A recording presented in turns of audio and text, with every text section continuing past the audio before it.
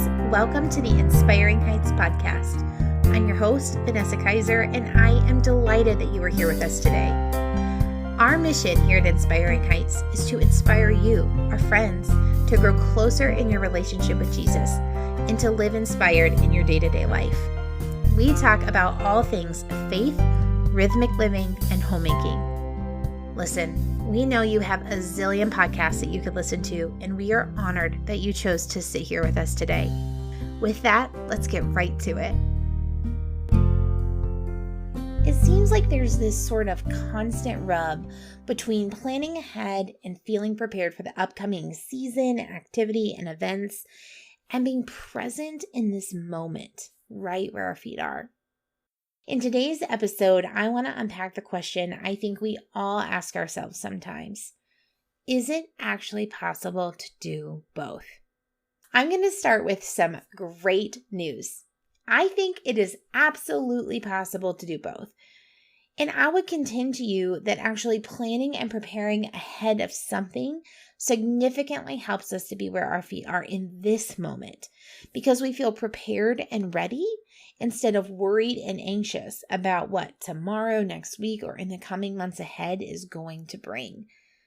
Let me give you two really different examples, one small and one a little bit larger. Let's take something really small like what I'm going to eat for lunch tomorrow at work. If I spend 3 minutes today making my cottage cheese and pickle concoction, which I will eat for lunch tomorrow, tonight, when I'm laying down to unwind and getting ready for sleep, I'm not worried about getting out the door in the morning.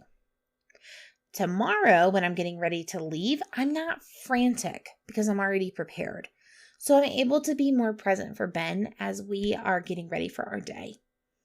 And at 10 a.m. tomorrow morning, I won't be sitting at my desk wondering what I'm going to eat for lunch in 2 hours because I've already taken care of it.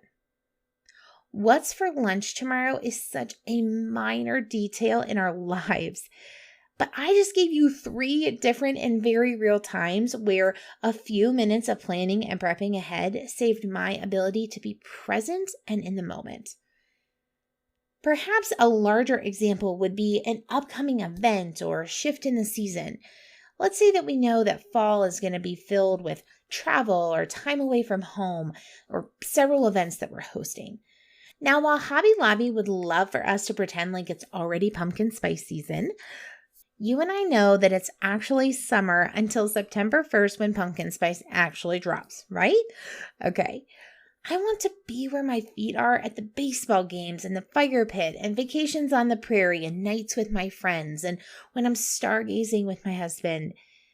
I don't want to constantly be thinking about that thing, that trip, that event.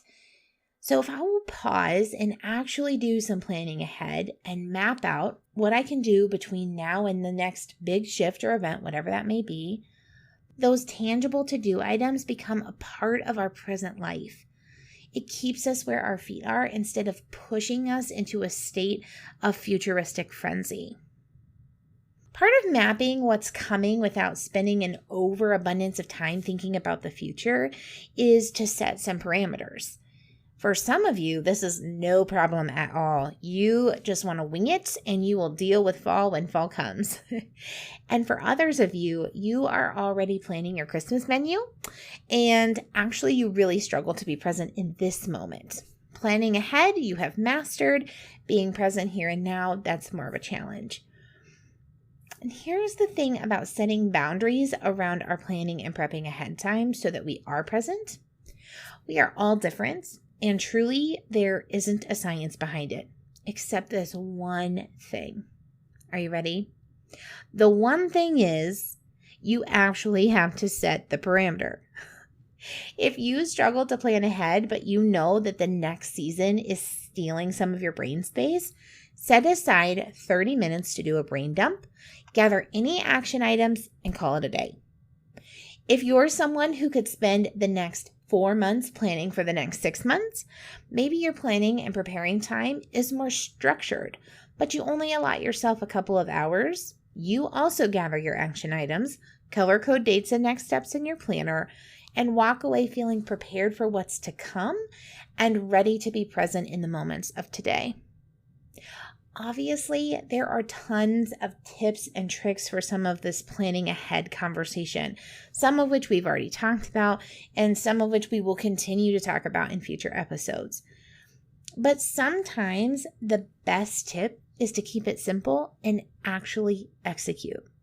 We can spend a lot of time desiring a perfect formula when the answer is to sit down with a piece of scrap paper and a pen and map out the upcoming season. Last thoughts of the day.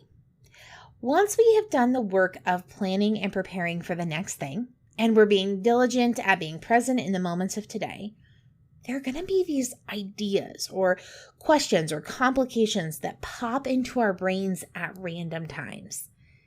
Deciding ahead of time how and where you're going to keep track of those things will help you to not lose important thoughts, but also not lose traction on your presence.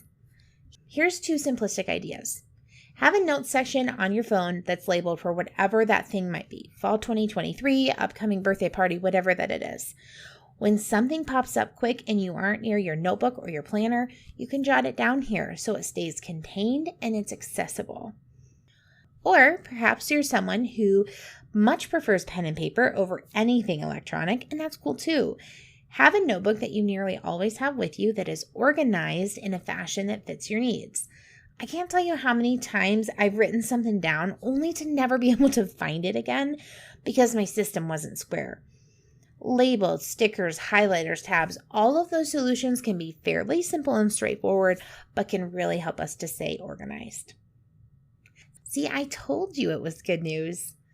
Planning and preparing ahead while being present in the here and now really can happen if we give it the right parameters.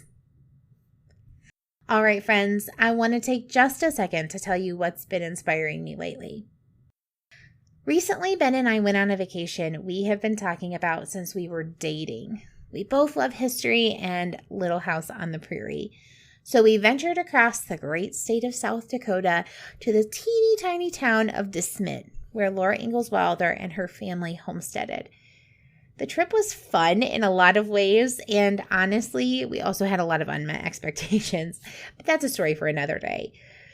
But as we were sitting on the bench by this giant barn, looking out across the open prairie, I just paused to consider how hard people like the Ingalls family had to work to make their life happen.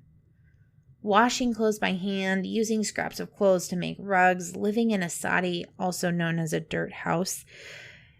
And we can tend to romanticize that era, but when I really stopped to consider what it was like, using the outhouse in the middle of winter, or summer for that matter, not having running water, canning for the winter when the house was already 95 degrees, not having access to any supplies of any kind for months on end during the winter snow of the early 1900s on the prairie, life was hard.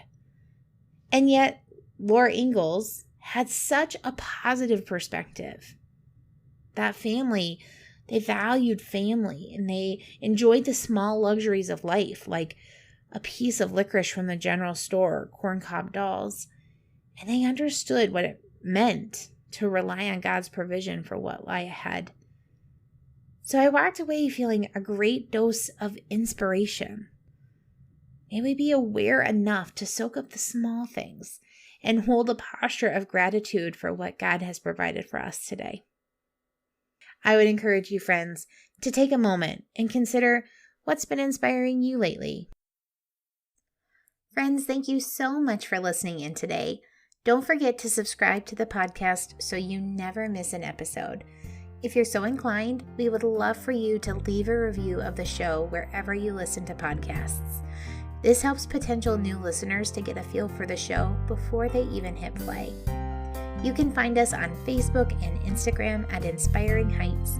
If you haven't already, you can sign up for our newsletter, Inspiration from the Moment, by visiting our website, inspiringheights.org, and hovering over the Contact Us link. If you have friends that aren't yet subscribers, please share the podcast with them if you think it's something that would be helpful and inspiring to them. Okay, friends, until next time, take a deep breath and be inspired where your feet are.